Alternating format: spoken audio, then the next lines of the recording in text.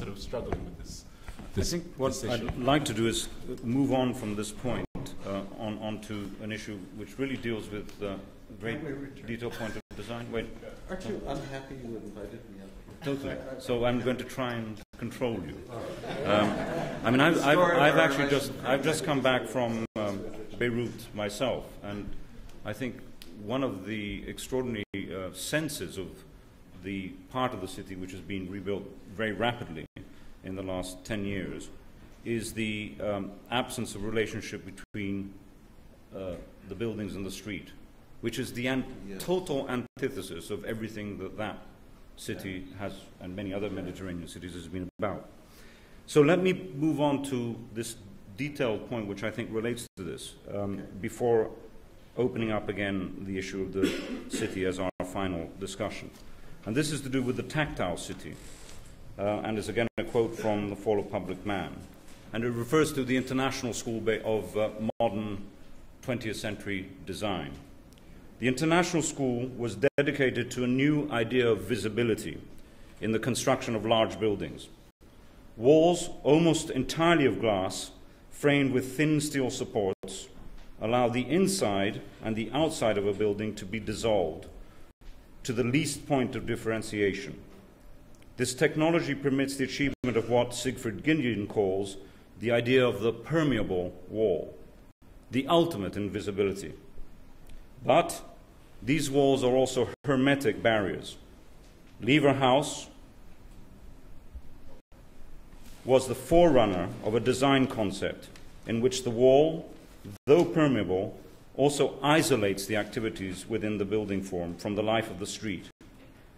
In this design concept, the aesthetics of visibility and social isolation merge. I think that's the key point, that in these buildings, which represent that area there, the aesthetics of visibility and social isolation merge. Now, I've done something which is probably unfair, is to actually use two of David's buildings, and they're not great photographs, David, doesn't matter. But they make the point that there are other ways of using the same materials, in this case glass and steel, to in fact achieve a very different end. David. Okay, I'll just, with that quote, it's a bit weird to use my work, but in a way, actually, Richard is a kind of, your work is a kind of point in which these works are somehow formulated, because there are four key things in trying to do this work that I was trying to address with this notion of glass. One, that glass isn't a material which somehow seamlessly connects us to nature in the way that it's believed in the sort of high point of these buildings, that somehow the wall is dissolved and we're connected back to nature, and we're absolutely in it. We are isolated from it. It is an opaque material, because it's, as we know, as glass becomes more and more pure, we realize that actually the glass of the 20s is actually extremely opaque to us.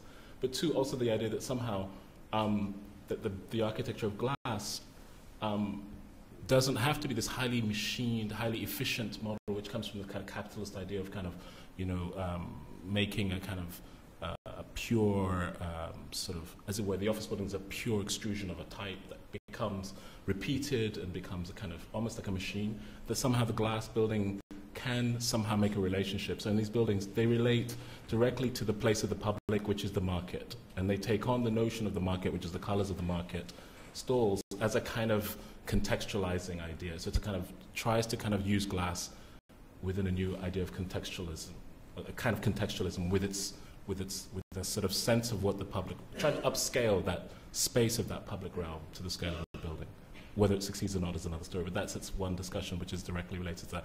And thirdly, then, to say that actually in the kind of dense urban, sort of not so wealthy parts of the city, that the preciousness of a cultural building is more than just the sum of solving the function, but it in itself becomes a space to allow a kind of public to emerge. So in a way, the building is a kind of almost, I mean, I started to say landscape, but I don't mean literally like an architectural folding form, but I meant like a plate where you would have nooks and crannies and places to passage, and that the building would not be an object, but it would somehow try to kind of laminate itself very much into the context. So that's what's kind of... Geoff, you're a user of this building, are you not? Will you comment on, in a way, the social landscape and how, around it, and how these buildings deal with this interface? Well, it's a very, very social street there. I mean, it's full of activity and people walking and people selling things. It's a market economy if ever there was one. And as you say, you've opened it up. People love using the building because it feels very alive, very open, very convivial, and also has actually books in it, strange things like that. I mean, there's Despite the strange name, right? Idea store. I mean, there is a very different idea of the library, which is the inner sanctum. And I don't think that's necessarily a worse idea than the idea store. Similarly, the quote about glass as a sort of creating a seal for the street, there are many traditions, Middle East, I think Africa too, where you deliberately try and keep the street away from the private space of the home and the inner courtyard and so on, and because they are different. It's not always appropriate to try and link them together. This happens in this case, it is right, and it works brilliantly well. Richard, do you want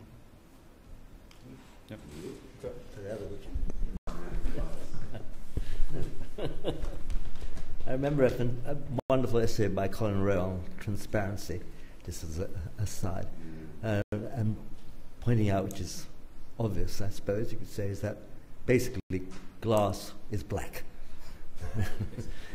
Yes, because when there's no lights behind it, it's black. And most of the time that you're looking at it, it's black, and it's only when it's backlit that it becomes transparent.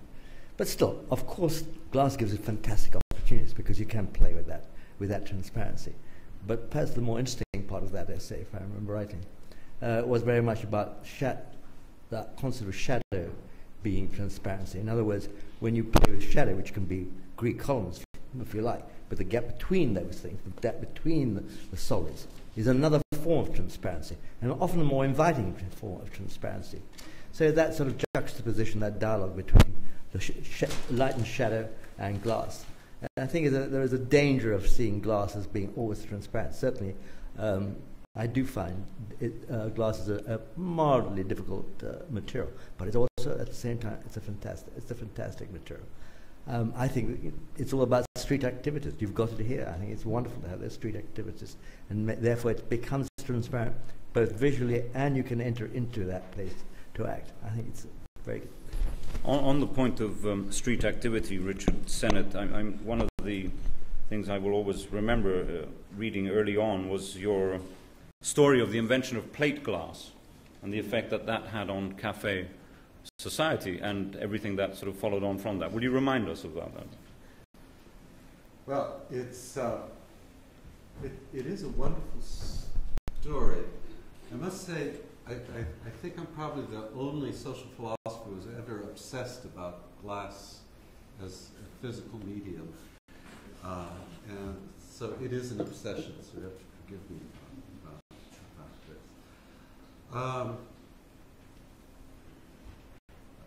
A huge discovery was made in the 19th century, technological discovery, which was that you could hold you could roll large sheets of glass, and you could encase them in iron or in steel frames, and that they could be permanently set into buildings.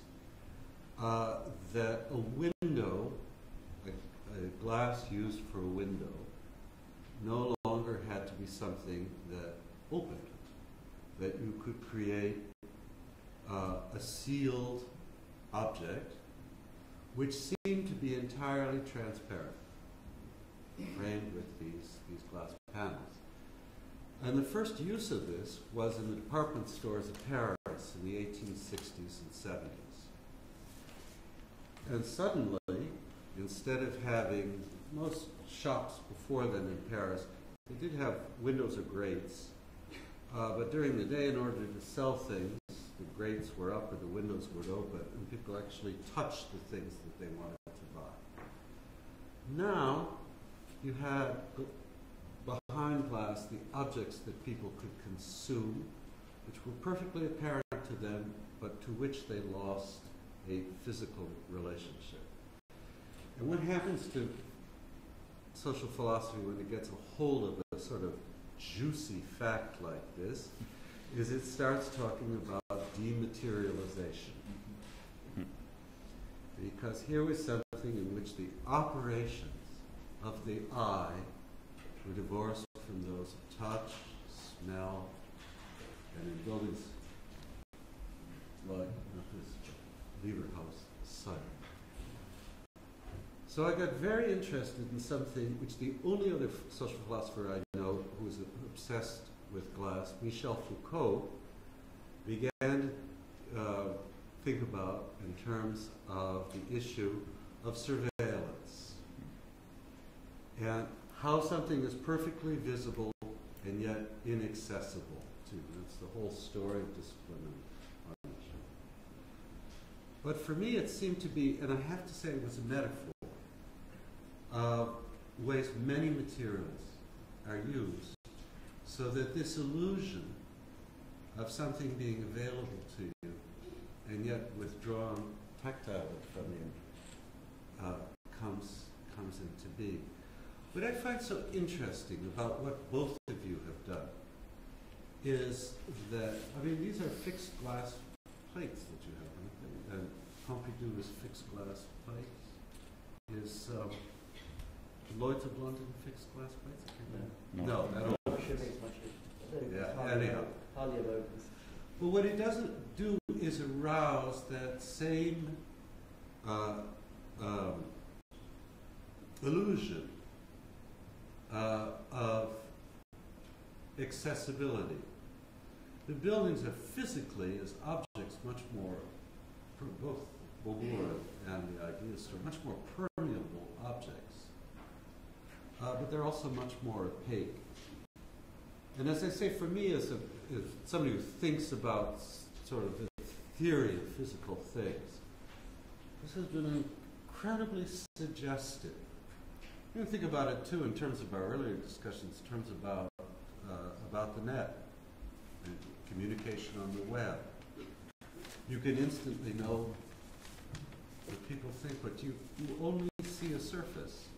And what's sealed is other forms of, as it were, getting behind the surface. And I think the whole kind of dominance given to transparency in culture, as I have to say in politics, has some of this notion. Transparency isolates and hides sometimes. Okay. Well, I was going to say, I mean, one of the fascinating things happening in cities at the moment, in this city, is a lot of glass is going up still. Yeah. And on the other hand, there's this great move to the edible city, the tactile city, to filling every available space with things to grow, things to eat, things to pick, things to touch. And I think this is partly a reaction against the oppressive claim transparency, that it is often obscure, of city life. And there is in Whitechapel doesn't have many orchards in it yet, but maybe this is this is perhaps the next step. Yeah. Let's take the argument to, in a way, its natural conclusion. We've started talking about cities and democracy and looked at the issue of diversity, and we've narrowed now into issues of design and how that relates to a sense of urbanity. I think one of the biggest issues which affects many of us who are thinking about how to change cities, it goes right to the heart of your question about the Olympics. It goes, I think, right to the heart of many of the projects that Richard and his colleagues are designing for new towns around the world, whether it's China or elsewhere, is the issue of how do you design for something which is in continuous growth and change. So it deals with the issue of time. And in The Conscious of the Eye, Richard wrote this passage, which again refers in some detail to parts of New York, but obviously it has general application. Buildings are now much less flexible in form than the rows, crescents, and blocks of the past. The lifespan of a modern skyscraper is meant to be 40 or 50 years, though steel skeletons could stand much longer. Service stacks, wiring, and plumbing are planned so that a building is serviceable only in terms of what it was originally intended for. It is much harder to convert a modern office tower to mixed uses of offices, apartments, than it is to convert a 19th century factory or 18th century roadblock to these uses. In this shortened time frame, the integrity of form acquires a special meaning.